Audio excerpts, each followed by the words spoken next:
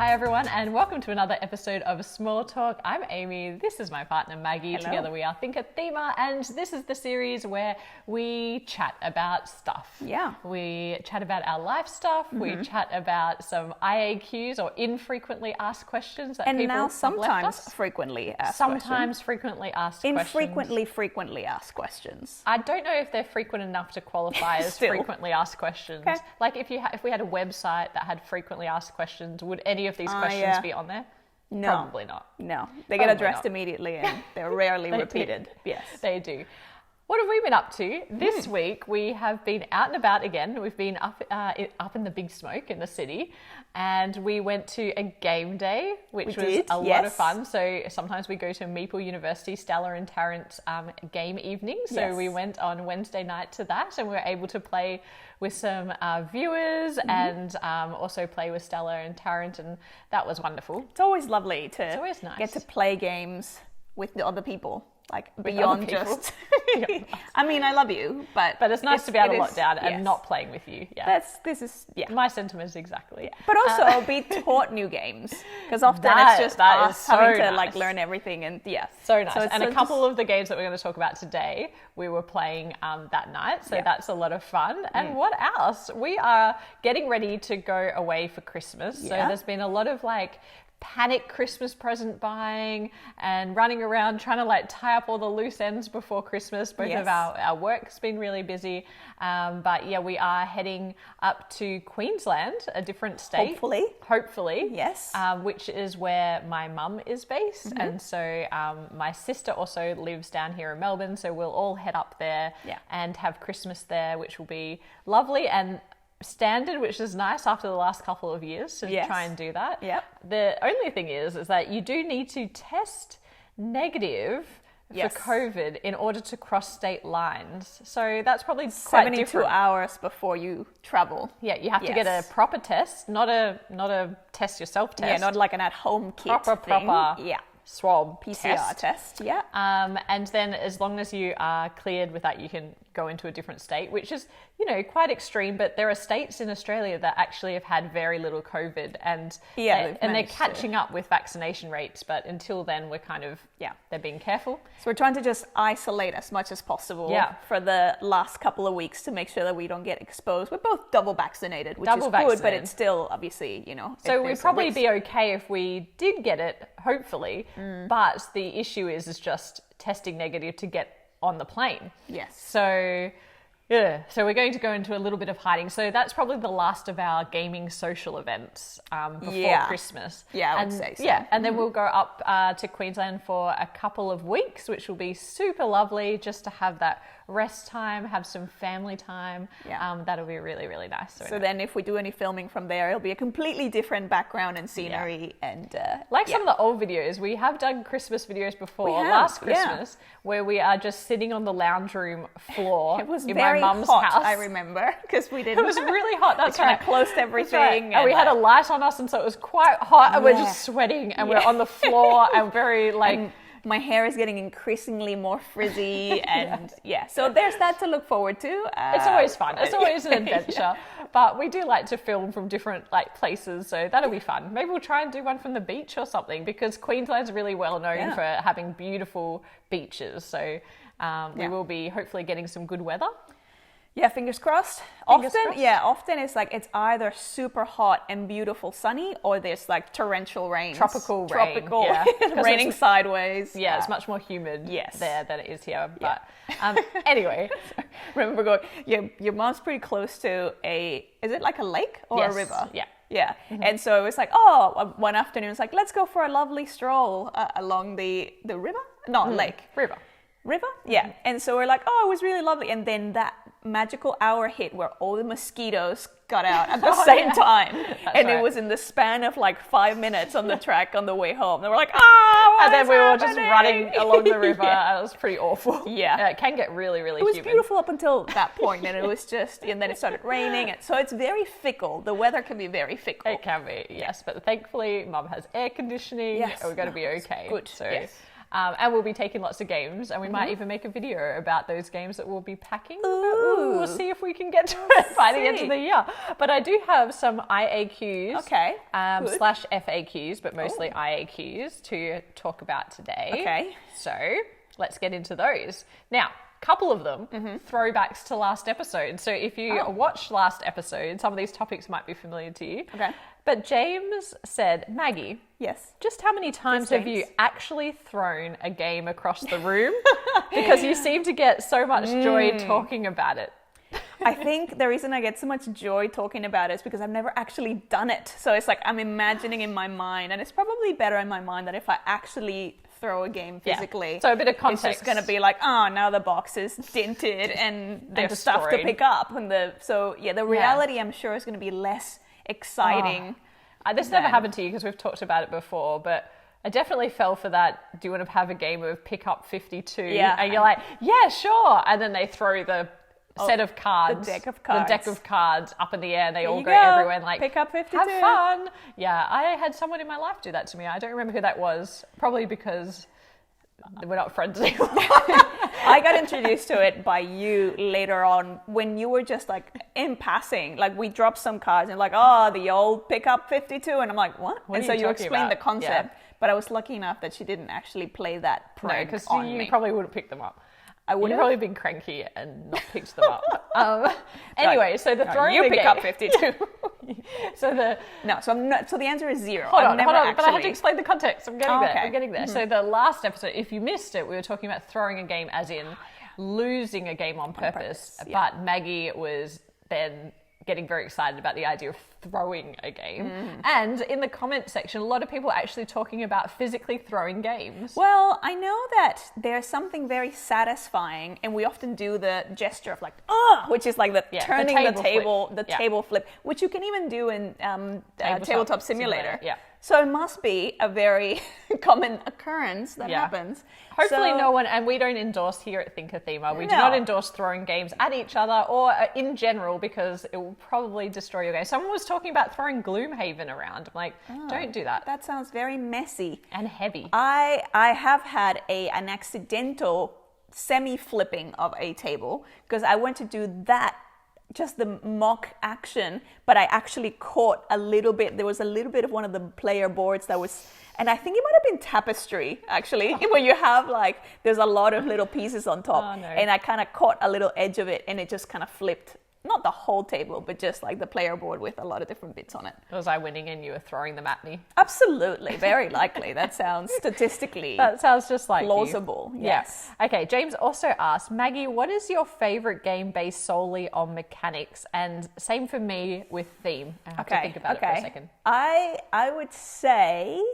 for a while we were like, worker placement, everything about worker placement. But actually, if I go to like the heart of what I love mechanics was a good deck builder. So I think Dominion, the one that started it all, would be that would be my pick. Dominion. For the mechanics. For the mechanics. Oh, Rado would be very disappointed in you. Well, I know that Rado's got this campaign that he's very keen on me coming on board with on Dominion is thematic. I'm going to say I enjoy that Dominion. I wouldn't call Dominion abstract. I wouldn't go to that degree because things make sense in it, and I appreciate the difference in the cards, the artwork, even though it's not like, oh my goodness, it's the most beautifully aesthetically pleasing artwork. It's good. It does the job. It has artwork. It has artwork. I enjoy looking at it. I have a good connection with it, so it's not and like look with the festival card and like there's things that I'm like, I get into it. So I'm not gonna go to the extreme and say it's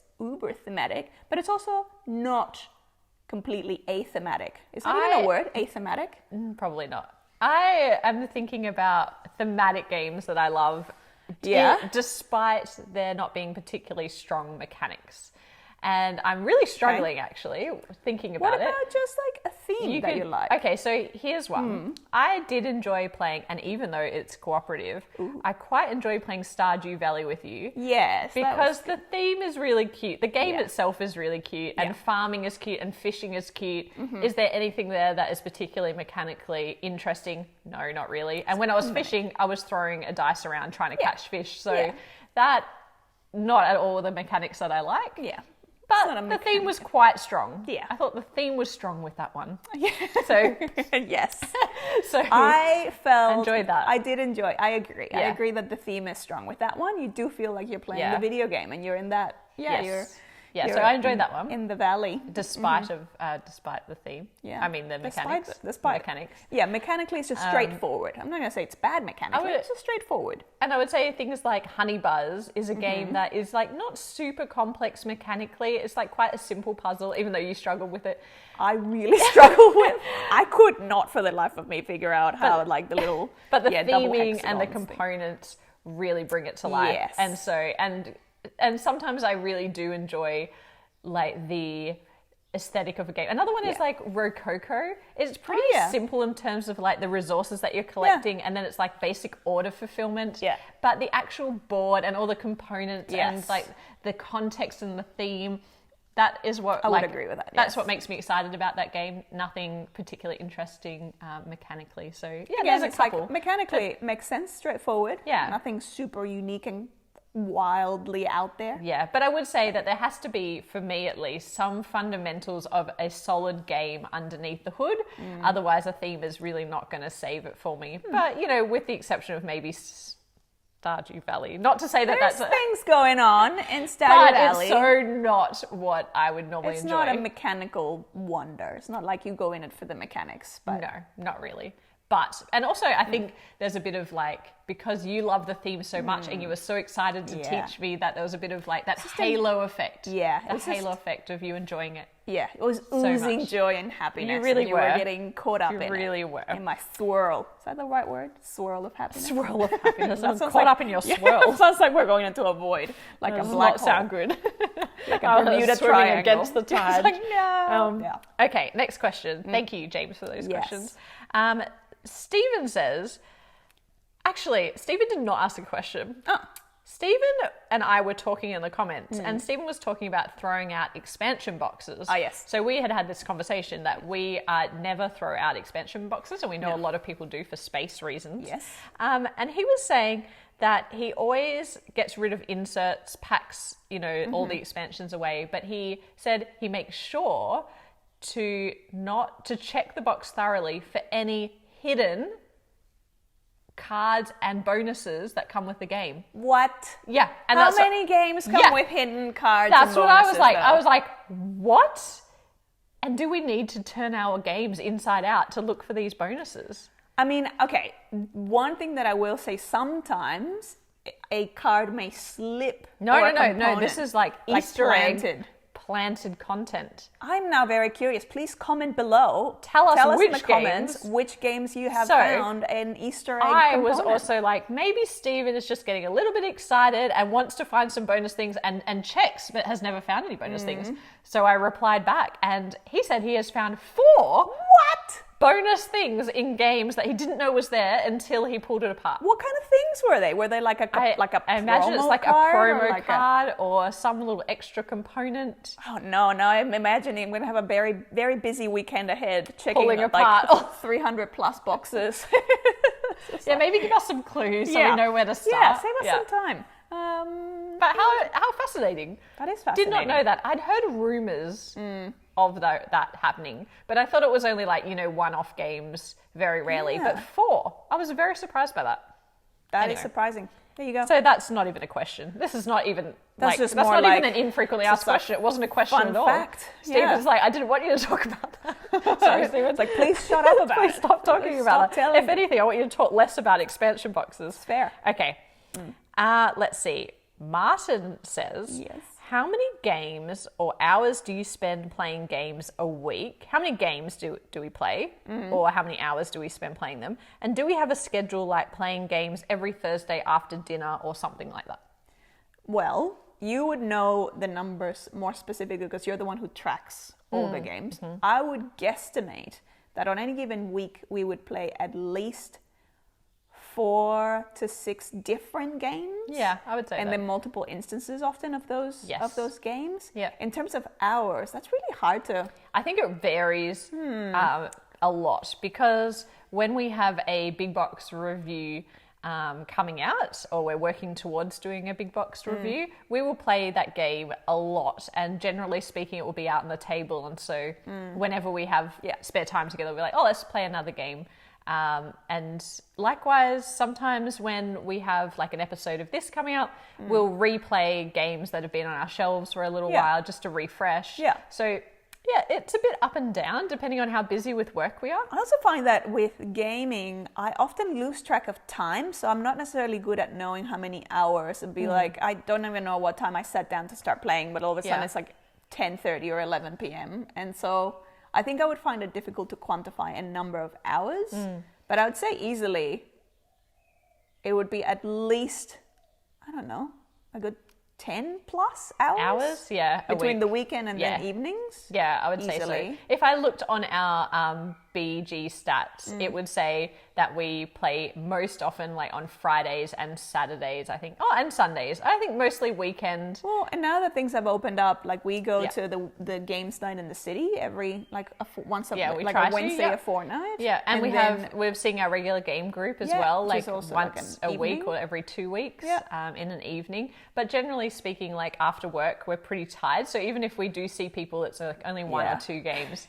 But sometimes we stay up way too late playing. The other night, I'd been waiting for Arkham Horror, the card game, and like I took it to bed. I don't know why I took it to bed, because I was like, oh, I want to learn it.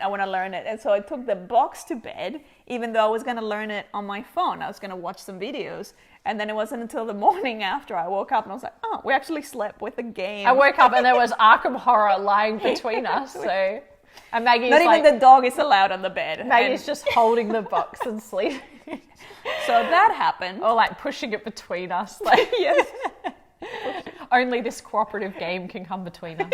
Yeah, it is cooperative. So Maggie will be playing that solo, but you've been very excited to play that. I am very excited, yes. Yeah. I just need time to play it.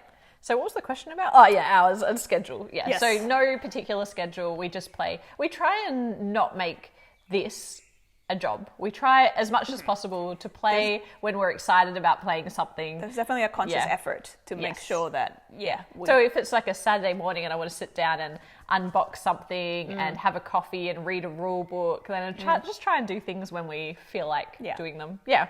So anyway, thank you for that question. Thank you. Martin. Yes.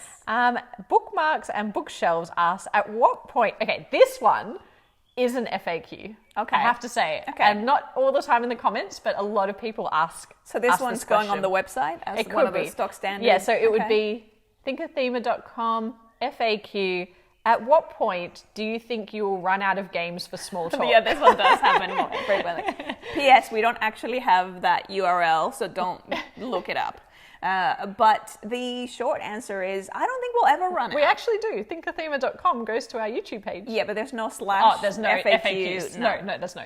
Don't look for the FAQs. So, yes, I don't think we will ever run out of games, because whenever we think, oh, maybe we'll run it, it's like we have a look at the library. It's like there's still plenty that we haven't even begun to consider covering in this series. And it's really sweet, because a lot of the time when people do ask this question, I'm not sure if this is how it was intended this time, but definitely when we get asked this, like either in person or via emails or Discord or whatever the case is, it's always like a worry that a concern that small talk will come to an end because there will be no more small box games to talk about. But thankfully, there are so many small box games, and like gaming is quite an investment, and I think like these smaller $20 games are much easier to justify, especially when you go into a friendly local game store. Yeah. And there's a whole wall of new small box games, and I'm like, oh, we haven't seen that one before, and it's only $20 or $30. Yeah. It's much easier to justify picking up. So we always have games coming through. So rest assured, I don't think we'll run out. Yeah, and we've even got a whole heap that I think this was part of the question as well, like had we considered all these other games, and half of them are in our collection. We just haven't had a chance to talk about them. So there's still more to come. There definitely are. Yeah. And there's always new games being published. So it's like every time I go to a game store, it's like you think you know all the games that are out there, and then there's always like, oh, what's this? Oh, what's this? Oh, the other thing I find trickier about small box games is they're often like harder to resell because the amount that you can resell it for, it's hardly worth the effort. Value. Yeah, because if someone can buy it new for $20, then how much can you sell it for? So you sell it for $10, and then it's like, it's like $10. But then I might as well the time arranging the exchange. It's like I might as well just keep it for $10 because I would rather have it for $10, and then you end up with like we do a lot of small box games. So I'll tell you one thing that I don't like about small box games is the storage of small box games. They're all different sizes. They're all different sizes and they're a lot harder to make look good on a shelf of any. Yeah. And it's just like... That is like true. Jenga. Lucky we don't have a shelf. Lucky they're just scattered. Lucky they're just all over the floor and everywhere else. Yeah. Speaking of surfaces. Yes. Thank you for that question. Erica has asked, what table or surface do we use when playing? And that is an interesting question because, generally speaking, every surface in the house is fair game. Is fair game for board games. A game. In fact, right in front of the camera right now is a coffee table, and it has 2 games set up on it, and it's not a huge coffee table, but it's just half and half. 2 games set up. That's true. Then on our dining room, there is also 2 dining room table. There's also 2 games set up, and then sometimes there is a game set up where we record as well. So there's lots of surfaces with lots of gaming going on. We have 2 different gaming mats. We do, yes. One that is quite old now, our green one. Yeah, the green one. But it's kind of nice that it's a bit old now because we take it when we went on the houseboat. We took it with us, and we're less precious about it. Less precious. We can take it wherever we go, and just when there's when we go to a friend's house, we just throw it down. It's fine. Functional. Yeah. And then we've got our one that we film on, which is a black Hyper Viper games mat, which is the nicer one, which we don't take anywhere. No. But we are actually hoping to set up some kind of more permanent space for our filming for 2022. It's just, trying to get the funds together to do that. So we're just been holding off on that a little bit. It's something we've wanted to do for a long time, but I guess the upgrades that come with having a channel always start with the equipment. So it's like, we're upgrading our camera, and then we had to upgrade our computer for the editing. And so it's just getting to the point where eventually never ends. We definitely want to get some shelving, and then hopefully a table. So we will get there eventually. But yes. That is surface. The answer is every surface. Every surface. Every surface. Fair game. Okay, here's another one from Shade AV. Question for Maggie. Now this is there's a bit of context here. Okay. Does it happen to you, like me, that sometimes I don't win on a first or second play because I'm not even really focused on the winning, but I'm more exploring strategies? Yes. And it doesn't happen till the end when I realize, so that strategy is the central one and I needed that to win. When do I get to have fun with this thing over here if I'm so focused on winning? In those cases, I don't even care who won because I feel like I'm still listening to the game, I'm not finished getting all what it's about. So I think the bit that I really resonate with is, yes, I would agree that for me, the first game, I'm often just trying to get a feel for the game, for the flow specifically of a game. Every game has its own personality, and it's you're kind of figuring it out and kind of go, how does this come together? So the first one often it's a bit of a throwaway for me, usually. It has happened that, I kind of lose terribly the first game, and then from the second one onwards, I'm like, I've got this, and then, I will win consistently. Again, I think for me, with gaming, it's not so much about whether I'm winning or losing. For me, and I think that kind of goes back to that multiplayer solitaire, I'm most interested not so much about what's going on the table and other people, but about the conversation that I'm having with the designer, with the game designer, going, what did you plant in here? What was the seed of what you were trying to achieve here? So that's what I love about a game, where I can get to just get lost in that puzzle and going, what was going through your mind? I just want to get into the designer's mind. What was going through your mind when you were creating this? What was the thing that you wanted me to feel? And so that's why when you're like, look at me, but look at what I'm doing. I'm like, I'm busy. I'm doing this. I'm doing very deep work over here. That's the bit that I resonate with when I'm like, there's it's like the main puzzle is that learning curve of like getting to know the game and getting to know what was the attempt with that game. And I think that's what draws you to playing solo, is that that takes away the competitive environment and allows you to explore more of the game. Yeah, it's just me and the game. Yeah. And it doesn't really matter so much if you're, whatever your score is, you can just enjoy the game. Well, the score is more of an indication of, yes, I'm on the right track in terms of what the designer had in mind, or no, I am nowhere near figuring out what this designer was going for. Yeah. I will also add to this, that was a great question. That was a great question. And definitely you sound very similar to Maggie. But I would also add that Maggie is quite competitive. She just hides it very well. I think I hide it even from myself to the point where I don't realize how competitive but no, it's not classic competitive, because I actually find competition by itself quite draining. I think there's an achiever. It's more of an achievement thing, and then if that achievement thing is somehow compromised or somehow put in a bad light when in comparison, it's like I might have been very happy with my achievement, but then if I look at someone else and they're like, their achievement is so much greater in that game, I'm like, wait a second, so maybe I'm not actually achieving as much as I thought I was. You do get a little bit annoyed, but also you do get quite smug when you're beating me time after time, which is a game here, and I'll talk about it soon. I will politely disagree. I don't think I get smug about winning. I just find it hilarious because, one, I rarely am the winner when we play together. Amy usually wins. Statistically, 70%. 60, what was it? 60 something percent of the time? Yeah.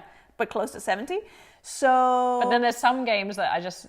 But this is it, because Amy always makes this big song and dance about like, you know, yes, I'm very competitive, but I'm happy with whoever wins. I don't have Hold on, I know where you're going with this, because I do not get grumpy. I get really annoyed at myself. I'm like, why am I doing so badly? It's not me getting smug. It's me just like finding it so amusing, because you start getting red and you start like, it's like I never get to see. Not angry, rarely. No, it's not angry. Never angry. It's just at like the opponent, just like at myself. What is happening? They're like, what is wrong with me? Why can't I get this?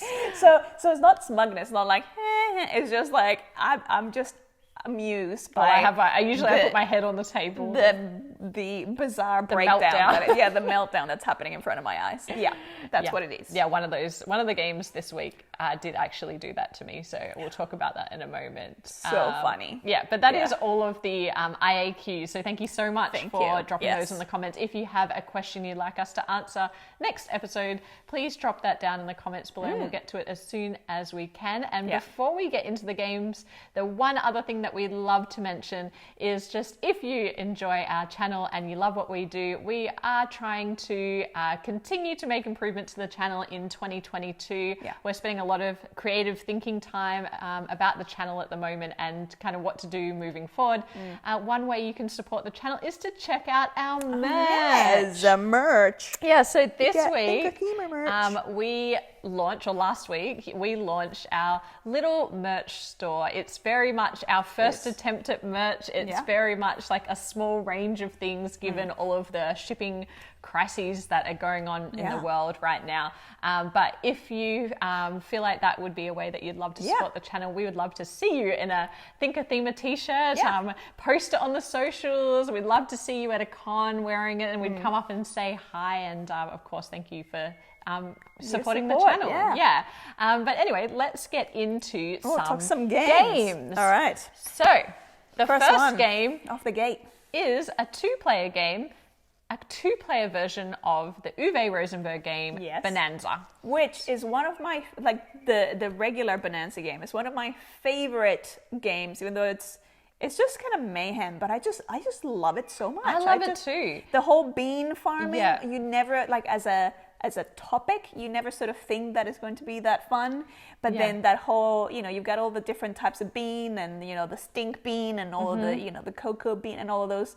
But it's just all of the negotiation and all the talk of trying to, pass on these beans to other people and trying to keep your fields clean and harvest as many as you can. I love the main game. Yeah, so the original game we have talked about in a previous episode of Small Talk. We both love it.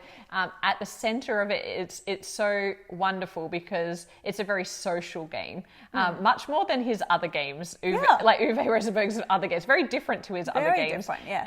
And the interesting thing, of course, is when you have a handful of cards that are all different types of beans, you cannot change the order of the cards in your hand. And because of that, and the fact that you need to plant those beans into fields in front of you, you need to negotiate your way out of that. And so in implementing the 2-player version called the Duel, of course, it's much harder to have a negotiation aspect. So the negotiation is actually replaced with bluffing. And what's interesting is that in this version of the game, you have a central set of cards. I can't remember what they call it, but it's like a card that represents each of the different types of beans in front of you. And when you are negotiating, there's no negotiation per se, it's just an offering. So when it comes around to my turn, I'm going to be offering my opponent a card. And I do that by signaling, simply by pushing that bean forward from the row. And then Maggie, my opponent, would get to offer me a bean in return if you didn't want to take that bean. You can take the bean, or you can offer me a bean in return, and then you would slide that forward. And basically this kind of to and fro continues. The dance, the negotiation dance / bluffing potentially. Exactly, until someone accepts and takes that bean, which is kind of the way that you can shed cards from your hands that you don't want. That is the only way you can do it. You can't just negotiate at any point in the game. Similar to the original version, you'll also be drawing beans from the deck, and having these beans where you actually have to, you can plant them. You have to plant 1 or 2 from your hand as usual. So there are some elements that are still similar from the main game. But what's interesting is these bonus cards, because bon means bean, and so they've got these bonus cards called bonus cards. And the way they work is essentially they have a pattern on them. They're an objective card that also sits in your hand. It has a pattern on them that you want to build out in your fields. But what's interesting about this game versus the main game Bohnanza, in the main game Bohnanza, you can only have one type of bean in each of your fields. In this one, you can actually build on top of bean species as long as the bean has a higher number than the one placed before it. So that means that you can build out patterns in terms of groups of different types of beans, and that's what these bonus cards are. But what makes that really interesting is that when you score that column or that field of beans, you score it according to the card that's left on top. So of course the higher card is always on top, which has worse point scoring ability than lower numbered cards because they're more rare. So it's just an interesting twist. I think it's kind of funny that when you harvest, you still turn the cards over and you get gold, but when you fulfill the objective cards, you get pennies. And these pennies, you need 100 of them. Less good. You need 100 of them to basically exchange that for gold at the end of the game. So it is interesting in that it creates this kind of 2-player experience, or a way of playing Bohnanza that is 2 players. I'm not sure how I feel about it, and the reason why is because I actually don't like negotiation normally, but in Bohnanza it just works beautifully. And this removes the negotiation. And bluffing, I don't like that much as a mechanic.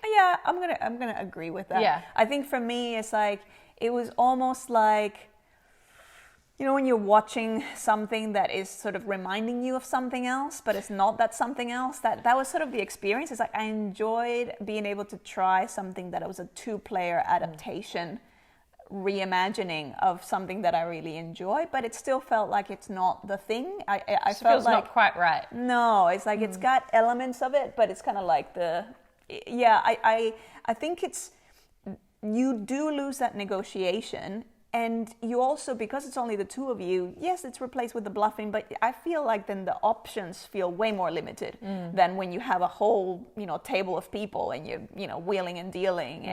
And that's where a lot of the laughs and but this is a really good one. Yeah. And this is like, you're kind of doing the sales pitch to try and offload, these beans that you don't want. And you lose a fair bit of that with this one. So it's like, I appreciate it, but it's not at all something that I think also the new ability to build on top of your fields with cards that are different types of beans kind of loses a little bit of the tension of having to continually rip up your fields because you need to score things that you haven't amassed enough to score.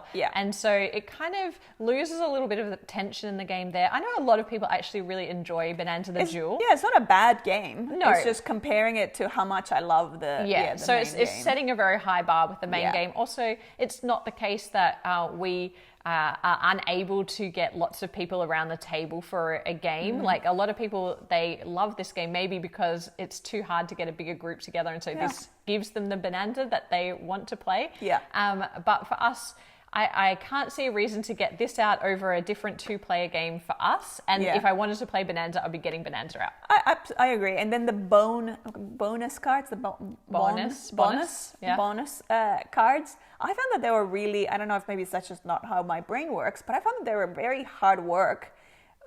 And not for pennies. Yeah, it was almost like they had to be a bit more incidental into the rest of your strategy. Yeah, exactly. And so that's why I was like, it didn't really feel like an addition that made me more excited about the game. Yeah. Anyway, that is Bohnanza, the Duel. Yeah.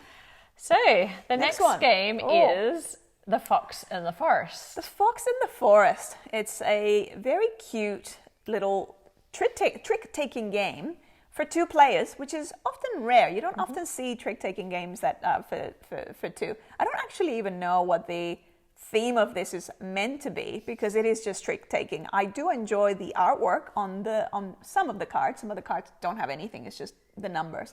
But it looks like in any trick-taking game, there's going to be the whole thing of like winning tricks. What I really enjoy about this game is that there's almost like for every round, there's different targets of tricks that you want to win or not want to win. So there's like now I can't remember what the breakdown is, but it's like if you win 0 to 3, you actually get like a whole lot of points. If you win all of the tricks, you get 0 points. I think because it's like you were too greedy versus that one is too humble. And then there's like the sweet spot in between, between 4 tricks or so you're constantly because each round you play 13 tricks essentially, and a trick is just each player playing one card. The thing that makes this interesting is both the scoring condition, as Maggie mentions, that you don't want to get too many. You don't want to win too many, and also it could be really advantageous to try to win none, because then you get the same amount of points as if you did really well in that round. So that creates some interesting tension. But the twist is that on each of the odd-numbered cards, there is a player ability that activates when you play that card.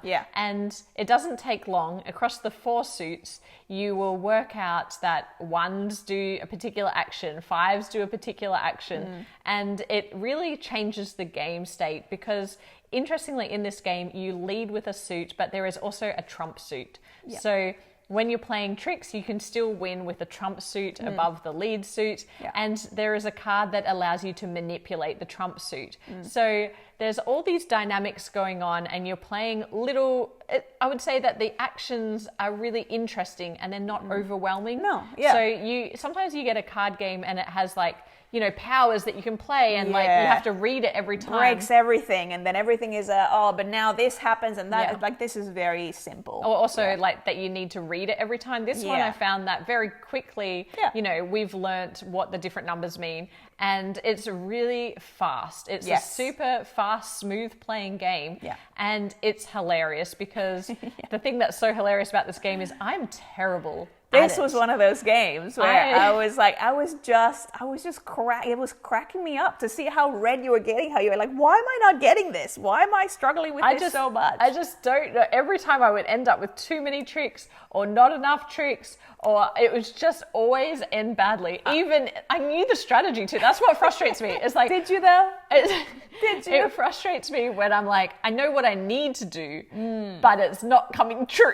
This is the one thing that this actually feels really thematic, because I did feel like a sly fox at one point, because I was like, I'm going to try and do this strategy and see, like, guessing what I thought Amy might go for. I think in one of those, I'm like, I'm going to try and go for 0 to 3.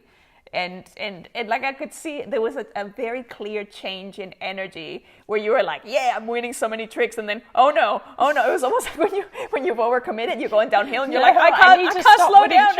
And I was like, I know that I'm not gonna win any of the remaining ones, so you're stuck now. And so just seeing that play out, like I did feel like a sly fox, so that did come through thematically. I also think that, like, I haven't played a lot of, not excusing my losses, but neither of us actually have played a lot of trick-taking games, but it's something that I want to be better at. And so every time I play them, I'm like, it annoys me that my brain doesn't automatically kind of function that way yet. Good at it. I haven't quite got the muscle memory with trick-taking. I really enjoy trick-taking. I do too. I'm enjoying it more and more. And it's so abstract because it's just numbers, but I don't know why. I really appreciate the cleverness of, and also how many different ways it expresses itself, like how many different games you can make that are about trick-taking, and yet they feel slightly different. Oh no, you're going to lose your themer status. Ooh. What happened?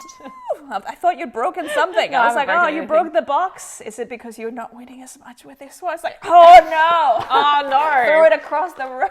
Throwing the game. Anyways. The Fox and the Forest, great two-player trick-taking game. Yeah. This is a great game to take traveling as well. You could even like there's a bit of... Let's put in a Ziploc bag. There's a bit of space. Oh no, because I threw it. They've gone everywhere. Yeah. You just take the little tokens. I really love that it also comes with tokens that represent the victory points, because it's a game that you keep playing rounds until someone hits 21 points. And that can be annoying if you have to write down and keep track. So I really like that too. Great little game. There is the Fox and the Forest duet, which is cooperative. Not for us. No, not for us. We have so much fun playing this competitively. We will duel, we will not duet. Yeah, that's right. Duel, not duet. I like that.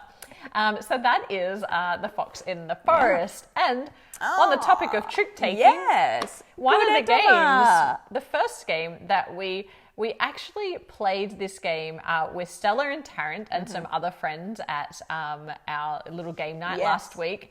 And we played the Christmas version of this Gudetama game. Very cute. And it made us realize that actually we have the original game and we've never covered it on Small Talk. So what a perfect opportunity to talk about it. This is Gudetama, the trick-taking game.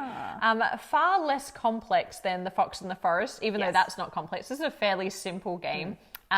Of course, most people buy this game because of the IP, which is Gudetama, which is one of the Sanrio characters out of Japan. He is the depressed egg, although... Lazy egg as well. Although when it's translated, it becomes the lazy egg. But interestingly, this character did a lot for bringing awareness to mental health in Japan. Because it is about this egg who is...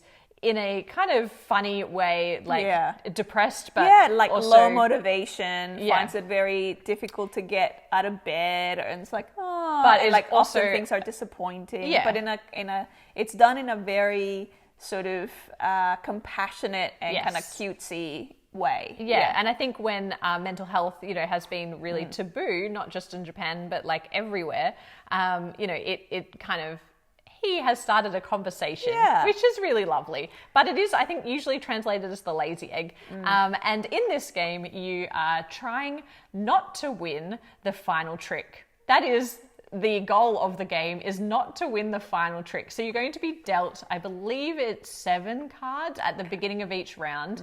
And you're going to be playing one card around the table as you're doing a trick-taking game. There are no suits. So there is only numbers from 1 to 14. And when you're playing, you have to play the same or greater than number of the person before you. If you can do that, you can start to shed all of your cards. But in the last hand, you don't want to win the trick. So you want to be left with as low a card as possible in the end.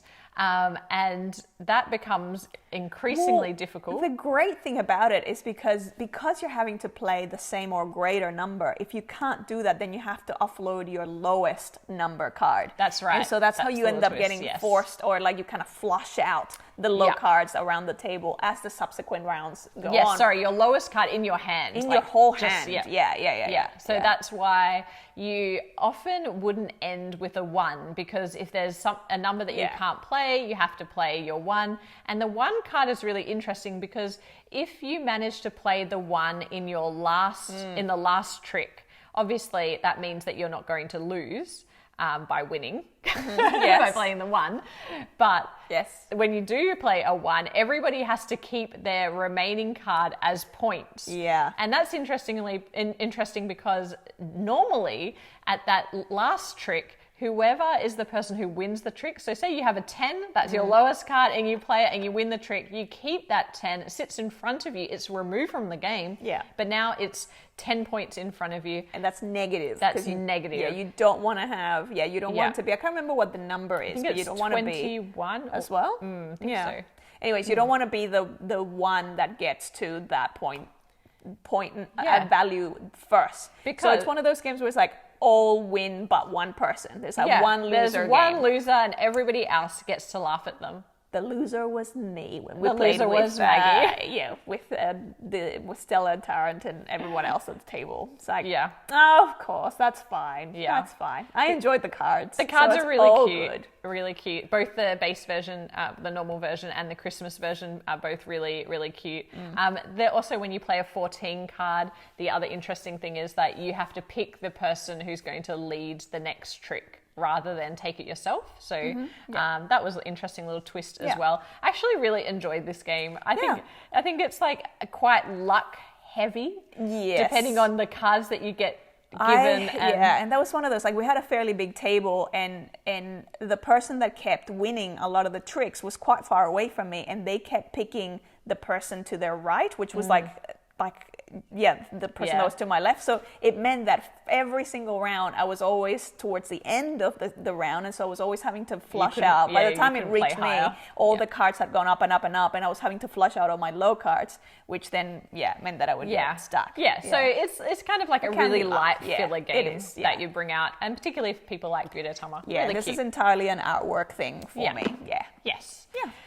The next game is a game called Trek12. And this game, we don't actually own this game. This game is on loan to us from Maple University. So thank you, Stella and Tarrant, because we played it last week with them and other friends. And we really enjoyed it, so much so that we asked if we could borrow it. And so we have been playing this little roll and write. And it's, I don't know why we haven't owned it before, actually. I didn't even know. I wasn't aware of it. So this is the Himalaya version, and there are other variations of it. And it is by Bruno Cathala as well, who did Seven Wonders Duel, Ishtar, the game Ishtar, lots of other games. I was surprised that we didn't know too much about it. But we got to try it with the group, and what's interesting about it is actually quite easy to understand what you need to do. You are the group is going to be rolling 2 dice, and those dice are going to give you 2 numbers, so from 0 to 6. And those numbers are then going to be able to be either added together, multiplied together, minus the low one from the high one, take the highest number of the 2 or the lowest number of the 2. Those are your only options that you get to do. And when you choose one of those options, you have to mark it off a little grid showing that you've used the highest number that is rolled up. You can only do that up to 4 times in the game. So each of those things you can only do 4 times in the game. What you're going to be trying to do is building or climbing up a mountain. So in Trek 12, there are different mountains that you're going to be hiking up, and you need to always place a new number adjacent to a previously placed number And if you can do it so that the numbers are a sequence, so if you put a 7 next to a 6, you're able to link them together with a line to create like a network. If you put the same number next to itself, so if I put a 7 next to a 7, then I would be able to put a little pattern in it to indicate that is a cluster. And ultimately, at the end of the game, you are going to be adding up the different connected parts and also the clusters. And the way that it adds up is quite interesting, where you take the highest number in your connection and then you add 1 point for every other connecting link. And so that's basically it. There are some action cards that if you place 0, 1s or 2s next to each other, you get the opportunity to take one of these bonus cards that will allow you to break the game in some way, a one-off ability that you can use when you want to use it. Otherwise, it gives you 3 victory points at the end of the game. You also lose points at the end of the game if there are any numbers that are kind of out on their own, not linked to something, or orphans. Orphans, or not actually connected to a group of the same number.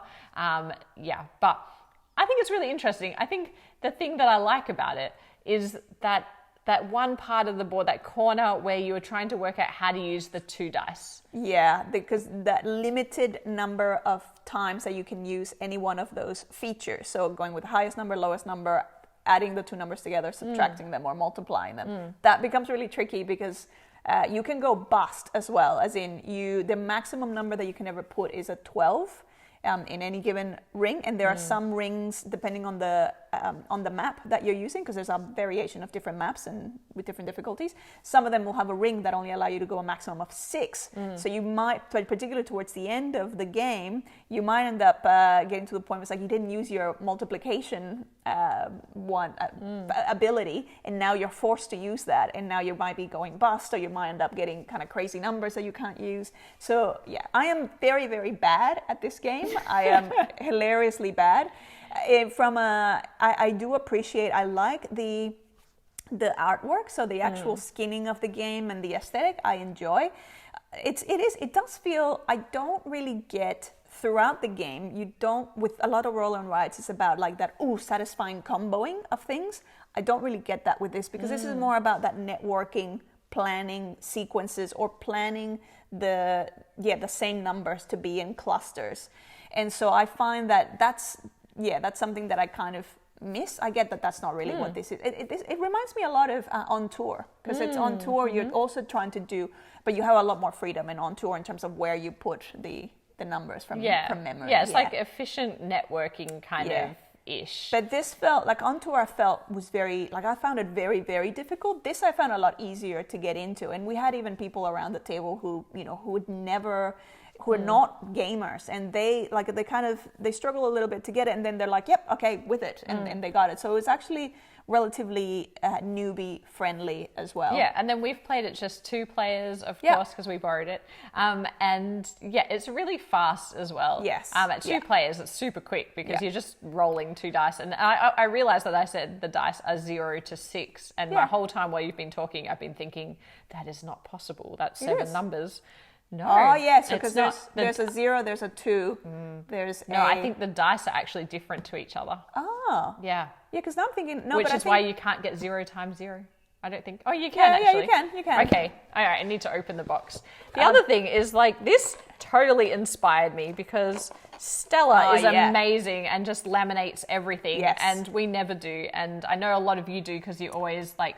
Very resourceful. Yeah, because then I said to Maggie, we need to go through all our roll and writes and laminate everything, because makes a huge difference. And you don't have to worry about I'm running out of sheets. No, use the other side. I enjoy that Tarrant, as we were playing, he was explaining the map that has the circles that are a 6, and it's a harder map, and he was like, Maggie, for you to clarify from a thematic explanation as to why that is, and why that map is trickier, is because those are crevices, they're cracks in the mountain, and that makes it hard. And I was like, I'll pay that. I didn't catch that. He was translating. Yes, for he was you. translating for That's the very themer nice. on the table, and I appreciated that. Yes. This for the first time ever, I've looked at these. This just in. Yeah, there is no 0 on this one. Okay. And there is no 6 on this one. Mission accomplished. Because I did think we never got mystery 6 times 6 either, because you would never be able to place 36 because you're only allowed to place. There you go. Well, now we all know. Anyway, so this has been fun as you watch us unbox and rebox a game. But that is Trek12. Yeah, quite Himalaya version. Quite a straightforward roll and write. Oh, but there's envelopes. And that's what that's what I'm going to say. There's like little bonus extra bits, so you can kind of make it a bit of a more of a campaign-y sort of mission, and unlock those little challenges as well when you've reached certain conditions. Yeah, I think that's fun. I've noticed that Pandasaurus Games and a few other game companies have been doing that recently, where they've taken elements of the legacy idea and just put in a few envelopes that's like, well, the first person who does this, get them to open this envelope, and then you get like a little expansion or something to go with the game, or bonus cards. I really appreciate that. And it gives you something to like, a reason to continue playing and like unlocking and getting better. So that's really cool. This box is fairly big. It also comes with multiple different mountains. There's 3 different mountains in here, and then there are expansions that you can get as well. So for travel, you could take this just if you have your laminated sheets. And it's just like, for example, if it was just the 2 of us traveling, just those couple of those laminated sheets, 1 dry erase marker each, and the 2 dice. Those 2 dice, because we know they're not regular D6. And away you go. And it's really put them in the same Ziploc bag as Fox in the Forest. I think there's different levels of difficulty with the mountains as well, because they have different spaces where you can only place certain numbers in them and that type of thing. But I think it's a really good one to get newbies into, but I think gamers would really like it. Really like it as well. So it's an enjoyable puzzle. It is really enjoyable puzzle. That is Trek12, and now we will return it to Meeple University. Yes, thank you for the loan. Thank you for the loan. And the final game that we want to talk about is 2 games from Pandasaurus this week. But this game is That Time You Killed Me, which was actually sent to us by Pandasaurus Games, and is a really interesting game. Wow, we've been talking about a lot of 2-player games. This is a 2-player game as well. It is very chess-like in its appearance. It is, yes. In its appearance. Except for, you'll see in the photos that we're going to show you, that there are 3 different 3 different boards that sit between the players. And they represent either the current timeline. The present, also known as the present. I actually had forgotten the word. I was like, what is that? The now? The now. It goes by many names. Yes. Today, yesterday, and tomorrow. No, it's the past, the present, and the future. And you're going to be controlling a pawn in each of those different areas. So it is a version of yourself in 3 different timelines. And what you're going to be doing on your turn is moving your piece around the active timeline, or the timeline that they refer to as being in focus. And you do that by moving a little arrow marker that shows which of the timelines you're going to be active in. Now, what are you trying to do? You're trying to push the other player off the board. Not very nice. Or into another version of themselves, and I'll come back to that. But you're trying to basically destroy your opponent in 2 of the 3 boards. If you can do that, then you win the game. But what's really interesting is that it's not just the case that you can move around within your era, but you can also move forward or back in time. So instead of moving around the present, I could jump forward to the same square in the future. What's interesting about this game is, just like in all of those movies where they have time travel, when you move from the future into the present, or from the present into the past, so when you're going back in time, you create a duplicate of yourself that then appears in the future. A future version of your past self or your future self that's gone back into the past. This is where I'm completely lost. Maggie completely. But Amy loves, like you in general, do enjoy time travel, I love it. Thing. I love it. And especially storylines. When I was younger, I was so obsessed with like, oh no, they got that wrong because like that wouldn't make any sense because now you've got a conflicting time. No. Yeah. But so this game is a bit like that, because what happens is you move back into the past, another version of you appears, and you can end up then with multiple of your own pawns within an area and an era, which means that you have then more of an army to try and battle your opponent, but at the same time, if you bump into yourself, you create a paradox and you die. Both of the pieces die. Yeah. So you've got to be really careful. So that is the basic concept of the game. And when you read the rule book, that's the version that they will tell you to start with. And what's really cool about this game, I think, is that it steps you into increasing levels of difficulty in the game. So first you master that, and then it says, once you've done that, open box 1. And there are 4 boxes in here that have secret components. So we won't tell you about what's in each one. Spoil. No, we won't spoil them. The secret surprise. But they are actual components. So they're not just bonus cards or anything. They are like pieces. Physical pieces that go onto the board, and they change the way that you need to play the game, or there's something that you can interact with to help you crush your opponent. Yeah. And that's basically all the things that are in there. In the 4th one, you actually have to then include all of the previous ones, and it gives you, again, some things to try and achieve, some secret envelopes that you can, again, Pandasaurus giving the secret envelopes for when you can kind of get to that level of the game. It's really interesting. It's quite difficult as a puzzle to begin with, to wrap your head around the moving between the different eras. Yeah.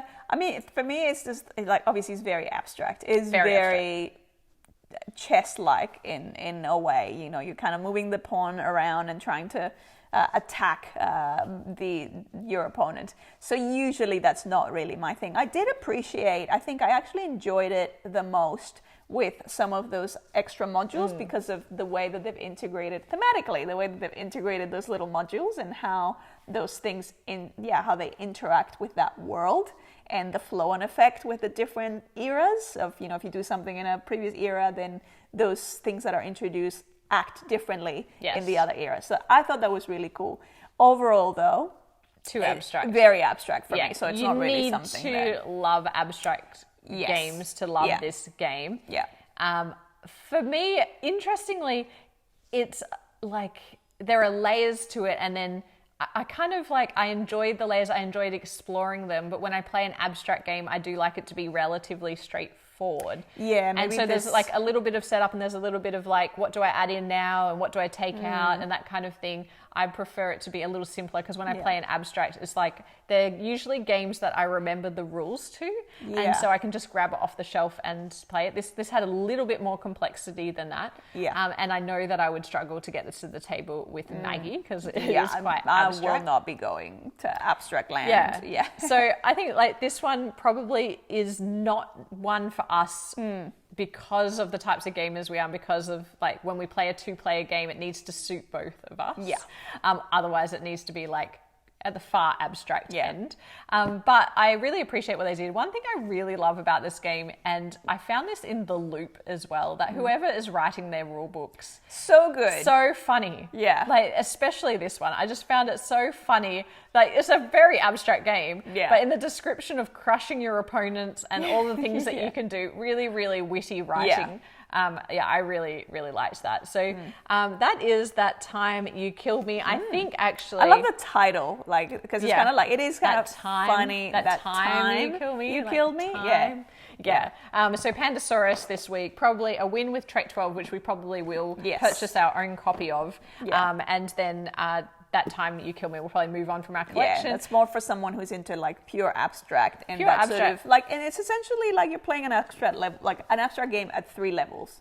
Yeah, and it is extremely interesting. And I think we mentioned in a back chat episode, but Peter Hayward, this design has definitely made him a designer to watch for me. Yeah, absolutely, very clever. And so that is That Time You Killed Me, and that is everything that we have for you today in Small Talk, all of the games. You know, I hope you will check out our merch. We're enjoying wearing them. We have a screen where I can see a preview, so I was just thinking, I should have just. I like your yellow shirt. Yeah, it's quite nice. There you go. It's very bright. It is very bright. Very bright, like you. Thank you so much for watching. Please like the video and subscribe if you haven't already, and we will be back with more videos for you soon. But bye for now. Bye.